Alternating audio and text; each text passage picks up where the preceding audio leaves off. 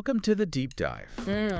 We've got a whole bunch of sentences from you guys this time, and they've all got one thing in common. Modal verbs. Right. Those tricky little words. Yeah. Like, might. They can really change the flavor of a sentence. Yeah, exactly. Like, can make a big difference in meaning. Absolutely. So, With just a tiny word. before we get into, all the nitty-gritty of all the different ones, can you give us kind of a quick, Yes, sir. modal verbs 101? Okay, so, What makes them special? yeah, well, What sets them apart? the main thing to remember with modal verbs is that they're helpers. Okay. They're like the sidekicks to the main verb in a sentence. Okay. And one of the things that makes them stand out is that they don't change their form, like regular verbs do. Okay. So, for example, we say, I can sing, Right. he can sing, Right. they can sing. Yeah. It stays the same, Yeah. no matter who's doing the action. Yeah. I noticed that in a lot of the sentences I sent over, I was looking at them earlier, Right. and I was like, oh, yeah. Yeah. Like, the program can analyze data. I can analyze data. Yeah. No SES needed. Exactly, right. Yeah. Unlike with regular verbs. Yep. And another important thing to remember is that they always work with another verb, Yeah. that main verb. Uh-huh. That's the star of the show. Okay. The modal verb is Okay. it's like setting the stage. I like that. Right. Yeah. It's adding a little bit of flavor. Setting the stage. I like that. That the main verb is the one that's really doing the heavy lifting. Gotcha. Yeah. So let's start unpacking some of these You're gonna do it. modal verbs, and we've got a lot of examples Okay. with can Yeah. and could, and it seems like they're all about ability, Very. but in a lot of different ways. Exactly. Right. So when we talk about can, we're talking about what's possible right now. Okay. Like in the present, you've got examples there ranging from, simple actions like I can bake a cake Yeah. to more complex things like Yeah. technology can solve many problems. Oh, that's interesting. Right. It's a pretty versatile little word. Yeah, it seems pretty straightforward. When it comes to ability, I can bake a cake. Yeah. I can do this. Uh-huh. It's just Stress. straightforward present tense. Right. But could is where I start to get a little, Yeah, could is where things get a little tricky. tricky because it's is it past tense? Is it present tense? Is it It can be both. yeah. So it can express past ability, Okay. like in the sentence. So- I could run a mile in under 6 minutes when I was younger, Right. but it can also suggest possibility Okay. in the present. Hmm. It adds that layer of uncertainty. Okay. So if you say, she could be at the library, Right. it doesn't necessarily mean she's definitely there. It just means it's a possibility. Right. So it's not 100% Say, guaranteed. but maybe, possibly. Yeah. And that's what makes could so interesting. Yeah. It introduces this conditional element. Okay. It's possible, Uh-huh. but it depends on other factors. Oh, I see. Right. I see. So there's a little bit more nuance there. So can is right now. Could is Uh-huh. maybe. Yeah, past or present Okay. with a little bit of Bit of uncertainty. uncertainty. Sprinkled in. Okay, now what about will and would? Yes. I always get those two mixed up. Don't worry. A lot of people do. Really? They're a common source of confusion. Okay, yeah. But let's start with will because it tends to be a little more straightforward. Will expresses something definite about the future. Okay, I will call you tomorrow, right. or the sun will rise in the east. It's a statement of fact. About what's going to happen. Okay, so how's that different from would then? So would is more about hypotheticals, Okay. possibilities. Right. It often expresses a hypothetical situation that's yeah. linked to a condition. Gotcha. So think of it like this. Okay. If I won the lottery, I would travel the world. Oh, That would is saying, hey, this is what I would do right. if this specific condition was met, Wow. but it might not happen. Yeah, it's if I won the lottery, Right. I would do all these things, but Exactly. I probably won't win the lottery. Exactly. Yeah. So it's like stepping into an alternate reality Oh, where certain conditions are true yeah. and then exploring what might happen. Oh, that's a good way to think about it. Right. Yeah. But of course, would has other uses as well. Okay. It can express past habits. Right. Like every Sunday we would go for a walk in the park. Yeah. And it can also be used for polite requests. No. Like, would you mind passing the salt? Yeah. Do you see how it adds that extra layer of politeness It does, yeah. compared to just saying pass the salt? It's less demanding. It is. Yeah. It softens it a little bit. Okay. So would is a bit of a multitasker. Yeah, it is. It wears many hats. So it seems like context is really important with would. Context is key. Yeah. And that's one of the things that makes modal verbs so fascinating. Uh-huh. They might seem simple at first glance, Yeah. but they have this amazing ability to add Yeah. nuance and depth to our language. Okay, so we've covered can, could, will, would. We've made a good start. That's a good start. Yeah. But there's... We'll take a little break. Let's take a quick pause. Okay. And we'll come back and we'll dive into some of the other vocal verbs. Stuff it. All right. All right. Welcome back to our deep dive on mortal verbs. It's like you've given me a new set of lenses for looking at language. That's great to hear. So we've done can, could, will, would. Right. What other modal verbs are hiding out in these sentences? Well, there are a few more Okay, that are worth exploring. let's see. Let's move on to may and might, Okay. which you'll often see used when we're talking about possibilities. Yeah, and I remember you mentioned that might kind of implies a lower likelihood Yeah, than may, that's right. but I'm still not quite clear on how that works. Sure. So it's all about these subtle shades of meaning. Okay, And I think an example you sent okay, really illustrates this well. okay. It's the sentence, "It may rain tomorrow." Yeah. This suggests a decent chance of rain, Uh-huh. but it's not a guarantee. Yeah, it's like acknowledging it's possible, Right. but not being like super dramatic about it. Exactly. Exactly. Right.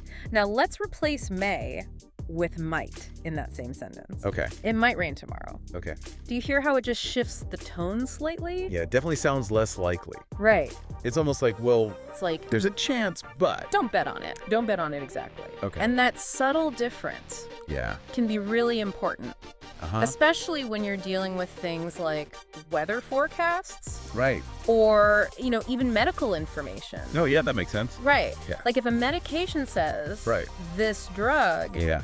might cause drowsiness, Yeah. that sounds a lot less alarming Right. than saying this drug may cause drowsiness. Exactly, yeah. Right. Because it's like, well, It acknowledges the possibility without making it sound like a certainty. it could happen. It could. Yeah. So even though may and might seem interchangeable on the surface, Right. understanding those nuances Yeah. can really change how we interpret information. I'm starting to get it.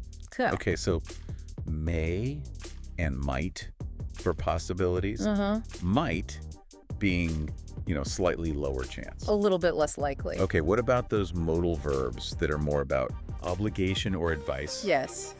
Like, I think I sent over some Yeah. must and should. Yes, you did. Okay. Those are great examples of Yeah. how modal verbs can actually influence our actions. Okay. So must is all about obligation. Right. It leaves no room for negotiation. Right. Think of it as the grammar equivalent Okay. of a big red stop sign. Whoa, okay, I'm like- so you must follow the rules. Exactly. Like, that's it. That's it. You must. No wiggle room. No wiggle room. It's non-negotiable. Oh my goodness. And that's why must is often used for things like Yeah. rules laws Right. or even very strong recommendations. Yeah. Okay, so it's like the ultimate authority figure It is. in grammar. Yes, it is. Must. The big boss. But what about should?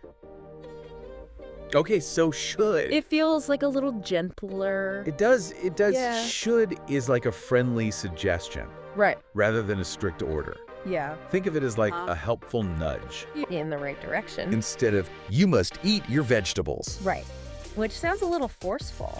Yeah, it does. You should eat your vegetables Yeah. is more of a gentle encouragement. Exactly. Yeah. So it's all about And that difference in tone Yeah. can be really important when you're Uh-huh. trying to, persuade someone, Yeah, offer advice Right. without sounding too bossy. it's like finding the right level of intensity Exactly. for your message. Yes. Okay, now before we wrap up this part, Okay. can we touch on shall? Sure. I sent over a couple of sentences using shall, Yes, you did. and it feels very formal, It does. almost old-fashioned. It's a bit old-fashioned. Yeah. Shall is definitely an interesting one. Right. It's not as common in everyday speech Yeah. as some of the other modal verbs. Right. But it still pops up in certain contexts. Like, shall we dance? Exactly. Which isn't really a question. It's not really a question, is it? Yeah. It's more of an invitation, right? And that's one of the ways shall is used Oh, to make suggestions or proposals, especially in formal settings. okay. It can also be used All right. in legal documents Yeah. or contracts Right. to express obligation or intention. So it's like the distinguished elder I like that. of the modal verbs.